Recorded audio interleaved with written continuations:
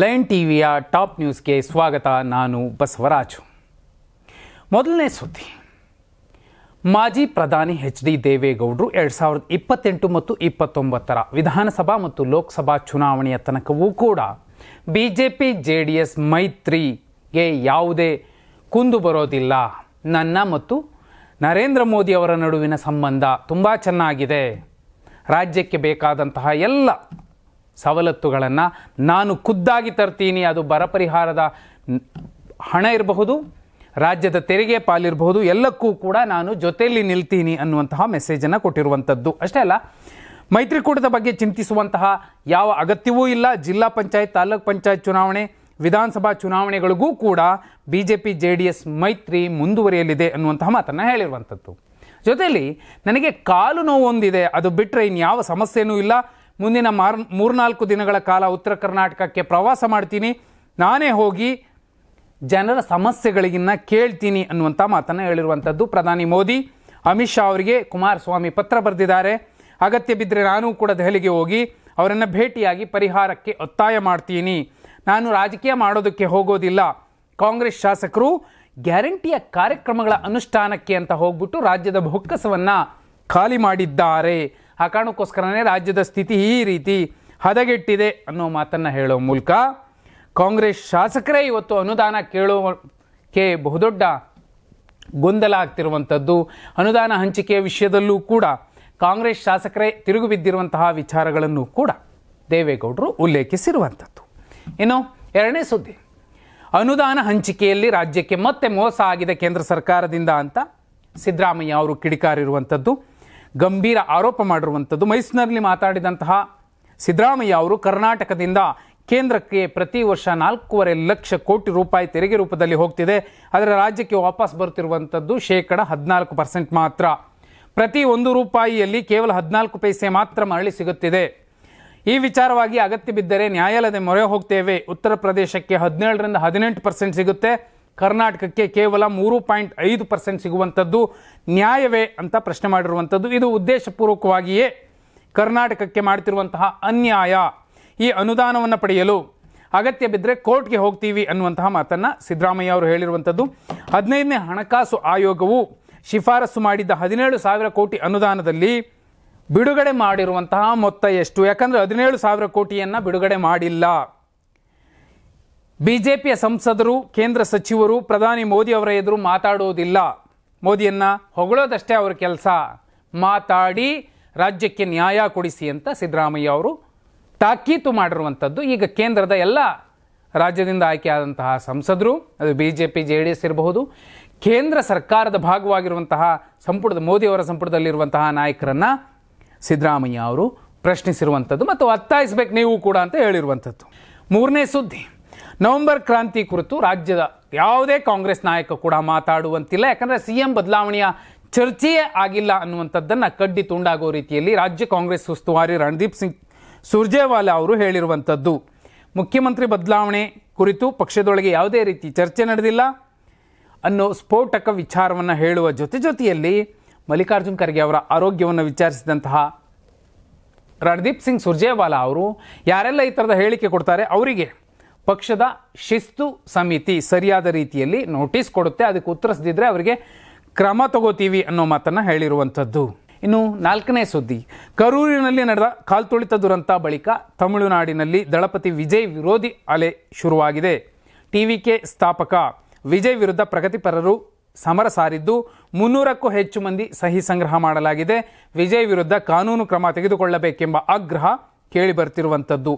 ಮತ್ತೊಂದೆಡೆ ನಟಿ ತ್ರಿಷಾ, CM ಸ್ಟಾಲಿನ್, ರಾಜ್ಯಪಾಲರ ಭವನ ತಮಿಳುನಾಡು, ಬಿಜೆಪಿ ರಾಜ್ಯ ಕಚೇರಿ ಮತ್ತು ನಟ ನಟಿಯರ ಮನೆಗಳಿಗೆ, ಕೆಲ ನಟ ನಟಿಯರ ಮನೆಗಳಿಗೆ ಬಾಂಬ್ ಬೆದರಿಕೆ ಕರೆಗಳು ಬರ್ತಿವೆ. ಈ ಹಿನ್ನೆಲೆಯಲ್ಲಿ ಪೊಲೀಸರು ಅಲರ್ಟ್ ಆಗಿದ್ದು ಎಲ್ಲರ ನಿವಾಸಗಳನ್ನು ಪರಿಶೀಲನೆ ಮಾಡ್ತಿದ್ದಾರೆ. ಬಿಗಿ ಭದ್ರತೆ ಒದಗಿಸಲಾಗಿದೆ. ಇನ್ನು ದಳಪತಿ ವಿಜಯ್ ಅಭಿಮಾನಿಗಳ ವಿರುದ್ಧ ಬಾಂಬ್ ಬೆದರಿಕೆ ಹಾಕಿರುವ ಆರೋಪ ಕೂಡ ಕೇಳಿ ಬರ್ತಿರುವಂಥದ್ದು. ಇನ್ನು 5ನೇ ಸುದ್ದಿ, ಧರ್ಮಸ್ಥಳ ಪ್ರಕರಣಕ್ಕೆ ಸಂಬಂಧಿಸಿದಂತೆ 6 ಮಂದಿ ಯೂಟ್ಯೂಬರ್ಗಳಿಗೆ ನೋಟಿಸ್ ನೀಡಿರುವಂಥದ್ದು. SIT ತನಿಖಾಧಿಕಾರಿಗಳು ತನಿಖೆ ನಡೆಸಿದ್ದಾರೆ. ಇದರ ಜೊತೆಯಲ್ಲಿ ಸೌಜನ್ಯ ಪರ ಹೋರಾಟಗಾರ ಜಯಂತ್ ಅವರ ಕುಟುಂಬಕ್ಕೆ SIT ನೋಟಿಸ್ ನೀಡಿದೆ. ಮುಖ್ಯವಾಗಿ ಜಯಂತ್ ಅವರ ಪುತ್ರ ಮತ್ತು ಪುತ್ರಿಗೆ ಕರೆಸಿ ವಿಚಾರಣೆ ನಡೆಸ್ತಿರುವಂಥದ್ದು. ಕಾರಣ ಏನು? ಬೆಂಗಳೂರಿನ ಮನೆಯಲ್ಲಿದ್ದಾಗ ಆರೋಪಿ ಚಿನ್ನಯ್ಯ ಜೊತೆ ಜಯಂತ್ ಅವರ ಮಗ ಸಂಪರ್ಕದಲ್ಲಿದ್ದ. ತಂದೆ ಜಯಂತ್ ಅವರ ಮೊಬೈಲ್ನಲ್ಲಿ ವಿಡಿಯೋ ರೆಕಾರ್ಡ್ ಮಾಡಿದ್ದ. ಚಿನ್ನಯ್ಯನ ಹೇಳಿಕೆಗಳ ವಿಡಿಯೋ ಮಾಡಿದ್ದೇ ಆ ಫೋನ್ನಿಂದ. ಹೀಗಾಗಿ ಜಯಂತ್ ಕುಟುಂಬದ ವಿಚಾರಣೆಗೆ ಅಧಿಕಾರಿಗಳು ಮುಂದಾಗಿದ್ದಾರೆ. ಇನ್ನು ಧರ್ಮಸ್ಥಳ ಗ್ರಾಮ ಪಂಚಾಯಿತಿ PDO ಸಿಬ್ಬಂದಿ ಸೇರಿದಂತೆ ಹಲವರಿಗೆ ಬುಲಾವ್ ನೀಡಲಾಗಿದ್ದು ವಿಚಾರಣೆಗೆ ಹಾಜರಾಗ್ತಿರುವಂಥದ್ದು.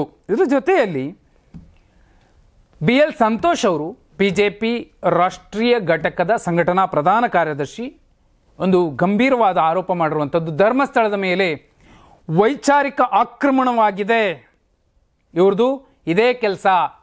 ಶಬರಿಮಲೆಯಲ್ಲಿ ಹೀಗೆ ಮಾಡಿದ್ರು, ಶನಿಶಿಂಗಣಾಪುರದಲ್ಲಿ ಹೀಗೆ ಮಾಡಿದ್ರು, ಇದೀಗ ಧರ್ಮಸ್ಥಳದ ಮೇಲೂ ಕೂಡ ಇಂಥದ್ದೇ ಒಂದು ಸೈದ್ಧಾಂತಿಕ ದಾಳಿಯನ್ನು ಮಾಡಿರುವಂಥದ್ದು.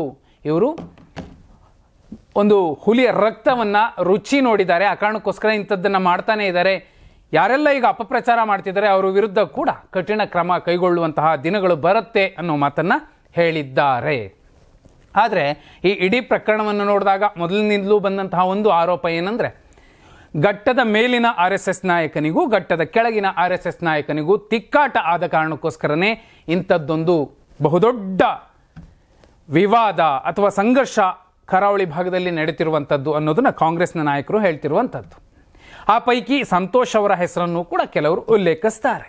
ಹಾಗಿದ್ರೆ ಸಂತೋಷ್ ಅವರು ಒಬ್ಬ ಕಟ್ಟರ್ ಹಿಂದೂವಾಗಿ ಅಲ್ಲಿ ಸತ್ತಂತಹ ಸೌಜನ್ಯ ಇರಬಹುದು, ವೇದವಲ್ಲಿ ಅಮ್ಮ ಇರಬಹುದು, ಅಥವಾ ಪದ್ಮಲತಾ ಇರಬಹುದು, ಯಮುನಾ, ವಾರಿಜ, ಹೀಗೆ ಆ ಹಿಂದೂ ಹೆಣ್ಣು ಮಕ್ಕಳ ಸಾವಿಗೆ ನ್ಯಾಯ ಕೊಡಿಸೋದಕ್ಕೆ ಗಟ್ಟಿ ಧ್ವನಿಯಲ್ಲಿ ಯಾಕೆ BL ಸಂತೋಷ್ ಅವರು ಪ್ರಶ್ನೆ ಮಾಡೋದಿಲ್ಲ ಅಂತ ಆ ಭಾಗದ BJP ಕಾರ್ಯಕರ್ತರು, ಹಿಂದೂ ಪರ ಸಂಘಟನೆಯ ಕಾರ್ಯಕರ್ತರು ಪ್ರಶ್ನೆ ಮಾಡ್ತಿದ್ದಾರೆ. ಈ ಪ್ರಶ್ನೆಗೂ ಕೂಡ BL ಸಂತೋಷ್ ಅವರು ಅಷ್ಟೇ ಗಟ್ಟಿಯಾಗಿ ಯಾರೋ ಸೈದ್ಧಾಂತಿಕವಾಗಿ ವೈಚಾರಿಕತೆಯಿಂದ ದಾಳಿ ಮಾಡ್ತಿದ್ದಾರೆ ಅನ್ನೋದಾದರೆ, ಅಂಥದ್ದೇ ಸೈದ್ಧಾಂತಿಕ ದಾಳಿಯ ಮೂಲಕ ಯಾಕೆ ಆ ಹಿಂದೂ ಹೆಣ್ಣು ಮಕ್ಕಳಿಗೆ ನ್ಯಾಯ ಕೊಡಿಸಬಾರ್ದು BL ಸಂತೋಷ್ ಅವರು?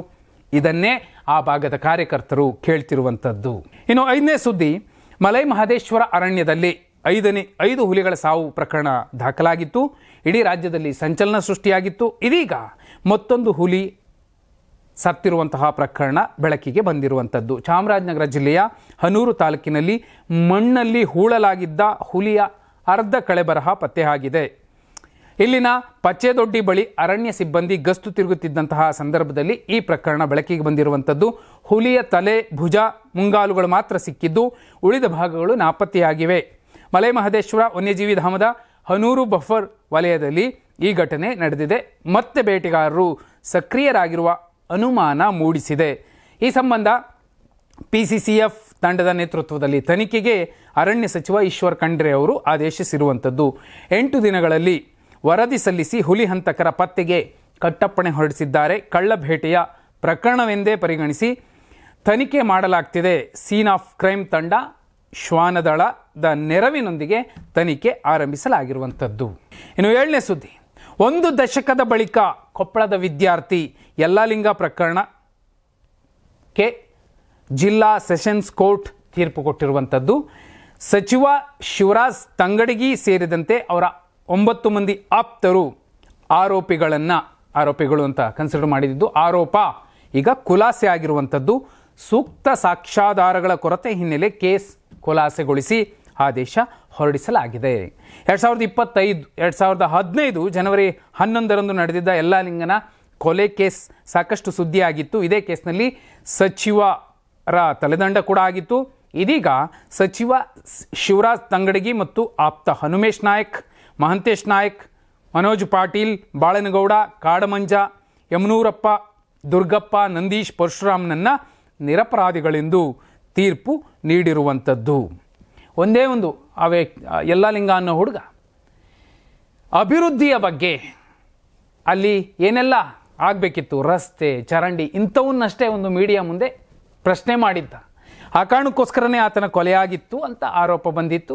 ಒಂದು ವೇಳೆ ಈ ಕೇಸ್ನಲ್ಲಿ ಈಗ ಜಡ್ಜ್ಮೆಂಟ್ ಏನು ಬಂದಿದೆ ಅದನ್ನು ಒಪ್ಕೋಬೇಕು. ಯಾಕಂದರೆ ಈ ನೆಲದ ಕಾನೂನುಗಳು, ಈ ನೆಲದ ನ್ಯಾಯಾಂಗ ವ್ಯವಸ್ಥೆ ಏನನ್ನು ಕೊಡುತ್ತೆ ಅದನ್ನು ಒಪ್ಪಬೇಕಾಗತ್ತೆ.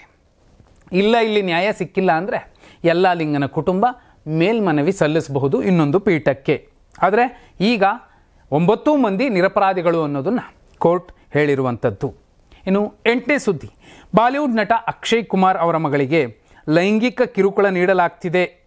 ಈ ಬಗ್ಗೆ ಸ್ವತಃ ಅಕ್ಷಯ್ ಕುಮಾರ್ ಅವರು ಮಾತಾಡಿದ್ದಾರೆ. ಮಹಾರಾಷ್ಟ್ರ ಪೊಲೀಸ್ ಸೈಬರ್ ಜಾಗೃತಿ ತಿಂಗಳ ಉದ್ಘಾಟನೆ ಸಮಾರಂಭದಲ್ಲಿ ಮಾತಾಡಿದಂತಹ ಅಕ್ಷಯ್ ಕುಮಾರ್ ಅವರು ತಮ್ಮ ಮನೆಯ ಘಟನೆಯನ್ನು ವಿವರಿಸಿದ್ದಾರೆ.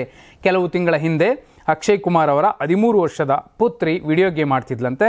ಈ ಸಂದರ್ಭ ಒಂದು ಸಂದೇಶ ಬಂದಿತ್ತು, ನೀವು ಗಂಡೋ ಹೆಣ್ಣು ಅಂತ ಪ್ರಶ್ನಿಸಿದ್ರು. ಅದಕ್ಕೆ ಗೊತ್ತಿಲ್ಲದೆ ಕ್ಲಿಕ್ ಮಾಡಿ ಉತ್ತರಿಸಿದಂತಹ ಆ ಬಾಲಕಿಯನ್ನು ನಿನ್ನ ಖಾಸಗಿ ಫೋಟೋವನ್ನು ಅಥವಾ ನಗ್ನ ಫೋಟೋವನ್ನು ಕಳಿಸ್ತೀಯಾ ಅಂತ ಕೇಳಿತ್ತು ಆ ಕಡೆಯಿಂದ ಮೆಸೇಜ್. ಅದಕ್ಕೆ ಕೂಡಲೇ ಅಕ್ಷಯ್ ಕುಮಾರ್ ಅವರ ಮಗಳು ತಾಯಿಗೆ ಮಾಹಿತಿಯನ್ನು ತಲುಪಿಸಿದ್ಲು ಅನ್ನುವಂತಹ ವಿಚಾರವನ್ನು ಹೇಳುವ ಜೊತೆಯಲ್ಲಿ ಮಕ್ಕಳಿಗೆ ಇಂತಹ ಸಮಸ್ಯೆಗಳು ಎದುರಾಗಬಹುದು, ಸೈಬರ್ ಕ್ರೈಮ್ ಹೇಗೆಲ್ಲ ನಡೆಯುತ್ತೆ ಅನ್ನುವಂತಹ ಉದಾಹರಣೆಯಾಗಿ ತಮ್ಮದೇ ಮನೆಯ ಒಂದು ಎಕ್ಸಾಂಪಲ್ ಕೊಟ್ಟಿದ್ದರು. ಇವತ್ತು ಸೈಬರ್ ಕ್ರೈಮ್ ಎಷ್ಟರ ಮಟ್ಟಿಗೆ ನಡೀತಿದೆ ಅಂದರೆ ದೊಡ್ಡ ದೊಡ್ಡ ಸಚಿವರುಗಳ ಫೋನ್ ಕೂಡ ಹ್ಯಾಕ್ ಆಗ್ತಿರುವಂಥದ್ದು ಕಾರಣ ಅವರಿಗೆ ಬಿಟ್ಟಿತ್ತು. 9ನೇ ಸುದ್ದಿ, ಪಾಕಿಸ್ತಾನಕ್ಕೆ ಭಾರತದ ಸೇನಾ ಮುಖ್ಯಸ್ಥ ಜನರಲ್ ಉಪೇಂದ್ರ ದ್ವಿವೇದಿ ಎಚ್ಚರಿಕೆ ನೀಡಿದ್ದಾರೆ. ಗಡ್ಶ್ಯಾನ ಗ್ರಾಮದ ಭಾರತೀಯ ಸೇನಾ ಕಂಟೋನ್ಮೆಂಟ್ನಲ್ಲಿ ಮಾತಾಡಿರುವಂತಹ ಉಪೇಂದ್ರ ದ್ವಿವೇದಿಯವರು ಪಾಕಿಸ್ತಾನ ಭೂಪಟದಲ್ಲಿ ಉಳಿಯಲು ಬಯಸಿದರೆ ಭಯೋತ್ಪಾದನೆಯನ್ನು ಬೆಂಬಲಿಸೋದನ್ನು ನಿಲ್ಲಿಸಬೇಕು, ಇಲ್ಲ ಅಂದರೆ ಆಪರೇಷನ್ ಸಿಂಧೂರ್ ಸಮಯದಲ್ಲಿ ತೋರಿಸಿದ ಸಂಯಮವನ್ನು ಮುಂದೆಯೂ ತೋರಿಸುವುದಿಲ್ಲ ಎಂದು ವಾರ್ನ್ ಮಾಡಿದ್ದಾರೆ. ಇನ್ನು ಪದೇ ಪದೇ ಭಾರತೀಯ ಫೈಟರ್ ಜೆಟ್ಗಳನ್ನು ಹೊಡೆದುರುಳಿಸಿರೋ ಬಗ್ಗೆ ಹೇಳಿಕೊಂಡಿರುವಂತಹ ಪಾಕ್ಗೆ ಭಾರತೀಯ ವಾಯುಪಡೆಯ ಮುಖ್ಯಸ್ಥ AP ಸಿಂಗ್ ತಿರುಗೇಟು ಕೊಟ್ಟಿದ್ದಾರೆ. ಪಾಕಿಸ್ತಾನದ 4 ಸ್ಥಳಗಳಲ್ಲಿ ರಾಡಾರ್ಗಳನ್ನು ಹೊಡೆದುರುಳಿಸಲಾಗಿದೆ. ಅವುಗಳಲ್ಲಿ 2 ಸ್ಥಳಗಳಲ್ಲಿ ಕಮಾಂಡ್ ಮತ್ತು ನಿಯಂತ್ರಣ ಕೇಂದ್ರಗಳು, ಮತ್ತೆರಡು ಸ್ಥಳಗಳಲ್ಲಿ ರನ್ವೇಗಳು ಹಾನಿಗೊಳಗಾಗಿವೆ. ಪಾಕಿಸ್ತಾನದ ಒನ್ ಸ್ಯಾಮ್ ವ್ಯವಸ್ಥೆಯನ್ನು ನಾಶಪಡಿಸಲಾಗಿದೆ. 300 ಕಿಲೋಮೀಟರ್ಗಿಂತ ಹೆಚ್ಚು ದೂರದಲ್ಲಿ ದಾಳಿ ಮಾಡಿರುವ ಪುರಾವೆಗಳು ನಮ್ಮಲ್ಲಿವೆ. F-16, F-17 ವರ್ಗದ 5 ಹೈಟೆಕ್ ಯುದ್ಧ ವಿಮಾನಗಳನ್ನು ಹೊಡೆದುರುಳಿಸಲಾಗಿದೆ ಅಂತ ಹೇಳಿರುವಂಥದ್ದು. ಮತ್ತೆ ಕಾಲ್ ಕೆರೆದುಕೊಂಡು ಬಂದರೆ, ಭಾರತೀಯರ ಸಂಯಮವನ್ನು ಕೆಣಕಿದ್ರೆ ವಿಶ್ವದ ಭೂಪಟದಲ್ಲೇ ಪಾಕಿಸ್ತಾನ ಇರೋದಿಲ್ಲ ಅನ್ನುವಂತಹ ಖಡಕ್ ಎಚ್ಚರಿಕೆಯನ್ನು ಸೇನಾ ಮುಖ್ಯಸ್ಥರು ಕೊಟ್ಟಿರುವಂಥದ್ದು. ಇನ್ನಾದರೂ ಪಾಕಿಸ್ತಾನ ಎಚ್ಚೆತ್ತುಕೊಳ್ಳಬೇಕಿದೆ. ಆಪರೇಷನ್ ಸಿಂಧೂರ್ ರೀತಿಯಲ್ಲೇ ಮತ್ತೊಂದು ಆಪರೇಷನ್ ಶುರುವಾದರೆ ಈಗಾಗಲೇ ಆಂತರಿಕ ಕಚ್ಚಾಟದಿಂದ ದೇಶ 4 ತುಂಡಾಗುತ್ತೆ ಅನ್ನೋ ಭಯದಲ್ಲಿರುವಂತಹ ಪಾಕಿಸ್ತಾನ ಅನ್ನುವಂತಹ ಹೆಸರೇ ಇಲ್ಲದಂತಾಗುವಂತಹ ಸ್ಥಿತಿ ನಿರ್ಮಾಣವಾದರೂ ಅಚ್ಚರಿ ಇಲ್ಲ. ಇನ್ನು 10ನೇ ಸುದ್ದಿ ಮತ್ತು ಕೊನೆಯ ಸುದ್ದಿ, ಪಾಕಿಸ್ತಾನ ಕ್ರಿಕೆಟ್ ಮಂಡಳಿ ಮತ್ತು ಏಷ್ಯನ್ ಕ್ರಿಕೆಟ್ ಮಂಡಳಿ ಅಧ್ಯಕ್ಷ ಮೊಹ್ಸಿನ್ ನಖ್ವಿ ವಿರುದ್ಧ ಕಠಿಣ ಕ್ರಮ ಕೈಗೊಳ್ಳಲು BCCI ಸಿದ್ಧತೆ ನಡೆಸಿದೆ. ಕೆಲವೇ ದಿನಗಳಲ್ಲಿ ACC ಅಧ್ಯಕ್ಷ ಸ್ಥಾನದಿಂದ ಮೊಹ್ಸಿನ್ ನಖ್ವಿ ಕೆಳಗಿಳಿಯುವಂತಹ ಸಾಧ್ಯತೆ ಇದೆ. ಏಷ್ಯಾ ಕಪ್ ಪಂದ್ಯಾವಳಿ ಮುಗಿದ ನಂತರ ಮೊಹ್ಸಿನ್ ನಖ್ವಿ ಮೊಂಡುತನ ಕಮ್ಮಿಯಾಗಿಲ್ಲ. ಟ್ರೋಫಿ ವಿಷಯದ ಬಗ್ಗೆ ACC ಇತ್ತೀಚೆಗೆ ಸಭೆ ನಡೆಸಿತ್ತು. ಟ್ರೋಫಿಯನ್ನು ಭಾರತಕ್ಕೆ ಹಸ್ತಾಂತರಿಸಬೇಕು ಅಂತ ಹೇಳಿತ್ತು. ಆದರೆ BCCI ಉಪಾಧ್ಯಕ್ಷ ರಾಜೀವ್ ಶುಕ್ಲಾ ಒತ್ತಾಯಿಸಿದ್ರೂ ಕೂಡ ಟ್ರೋಫಿ ಬೇಕಂದ್ರೆ ಸೂರ್ಯಕುಮಾರ್ ಯಾದವ್ ಬಂದು ತಗೊಂಡೋಗ್ಲಿ ಅನ್ನೋ ದರ್ಪದ ಮಾತುಗಳನ್ನು ನಖ್ವಿ ಆಡಿದ್ರು. ಇದೀಗ ನಖ್ವಿ ಅವರನ್ನು ಹುದ್ದೆಯಿಂದ ಕಿತ್ತು ಬಿಸಾಕಬೇಕು ಅಂತ ಕೋರಿ ಅವಿಶ್ವಾಸ ನಿರ್ಣಯ ಮಂಡಿಸಲು ಸದಸ್ಯ ಮಂಡಳಿಗಳಿಂದ ಬೆಂಬಲವನ್ನು BCCI ಸಂಗ್ರಹಿಸುತ್ತಿದೆ. ಭಾರತದ ಪರ ಶ್ರೀಲಂಕಾ, ಪಾಕಿಸ್ತಾನದ ಪರ ಬಾಂಗ್ಲಾದೇಶ ನಿಂತಿರುವಂಥದ್ದು. ಆದರೆ ನಖ್ವಿಯನ್ನು ಕಿತ್ತು ಬಿಸಾಕುವಂತಹ ಸಾಧ್ಯತೆಗಳು ದಟ್ಟವಾಗಿದೆ. ಇದು ಇವತ್ತಿನ ಪ್ರಮುಖ ಸುದ್ದಿಗಳಾಗಿದ್ವು. ನಾಳೆ ಕೂಡ ಪ್ರಮುಖ ಸುದ್ದಿಗಳೊಂದಿಗೆ ಸರಳವಾಗಿ ಸಮಗ್ರವಾಗಿ ಹೇಳುವಂತಹ ಪ್ರಯತ್ನ ಮಾಡ್ತೀನಿ. ಧನ್ಯವಾದ. ಶುಭರಾತ್ರಿ.